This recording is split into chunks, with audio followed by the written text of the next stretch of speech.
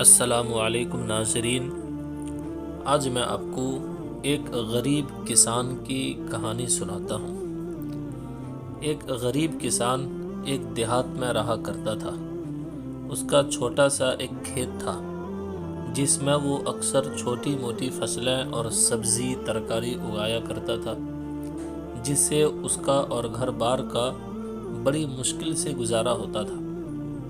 چھوٹا سا کھیت ہی اس کی آمدنی کا واحد ذریعہ تھا۔ کسان کو ہمیشہ ہی روپیوں کی کمی کا سامنا کرنا پڑتا تھا۔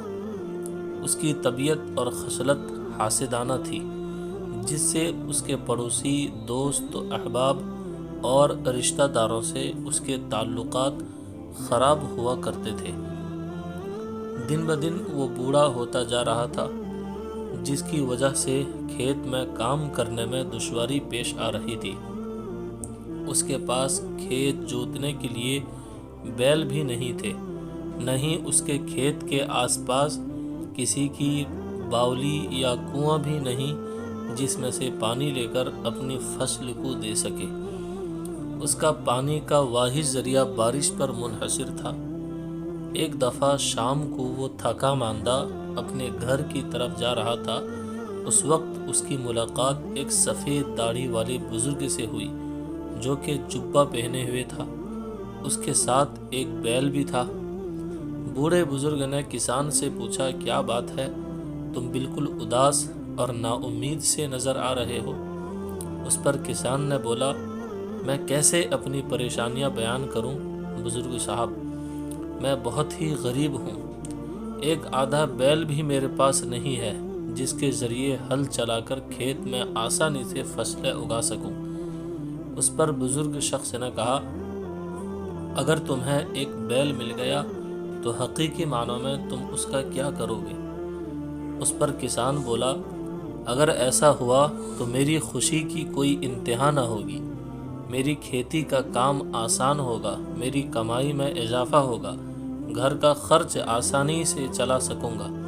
لیکن میں بیل کہاں سے پا سکتا ہوں، اور نہ ہی اتنی رقم ہے کہ کوئی بیل خرید سکوں۔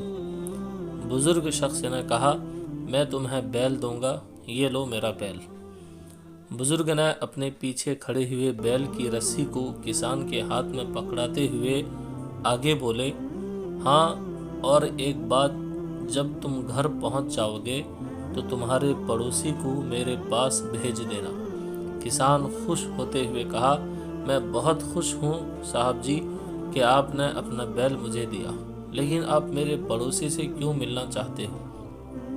بزرگ نے جواب دیا، تمہارے پڑوسی سے کہو کہ وہ میرے پاس سے 2 بیل لے جائے۔ اتنا سنتے ہی کسان کو غصہ آ گیا۔ غصے سے لال ہو کر خشک لہجے میں بزرگ سے کہا، تم نہیں جانتے میرے پڑوسی کے پاس سب کچھ ہے۔ اگر تم اسے 2 بیل دینا چاہتے ہو تو مجھے تم سے یہ 1 بیل بھی نہیں چاہیے۔ کسان نے بزرگ کے ہاتھ میں رسی تھما دی۔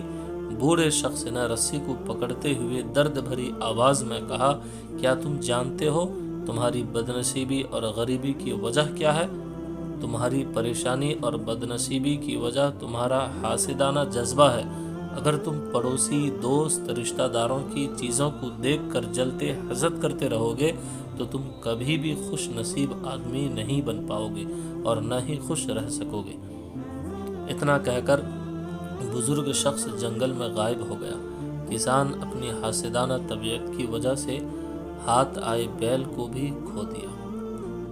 تو دوستو، اگر اللہ نے ہمارے دوست و احباب اور رشتہ داروں کو وہ کامیابیاں دے دی ہیں جو ہم حاصل کرنا چاہتے تھے تو ہمیں حسد نہیں کرنا چاہیے، کیونکہ رسول اللہ صلی اللہ علیہ وسلم نے فرمایا، حسد سے بچو، کیونکہ حسد نیکیوں کو اس طرح کھا جاتا ہے جس طرح آگ لکڑی یا خشک گھاس کو کھا جاتی ہے۔ تو دوستو، کہانی کیسی لگی؟ اگر کہانی اچھی لگی تو لائک کریں، کامنٹ کریں، شیئر کریں، اور ایسے ہی اچھی کہانیوں کے لیے ہمارے چینل کو سبسکرائب کریں۔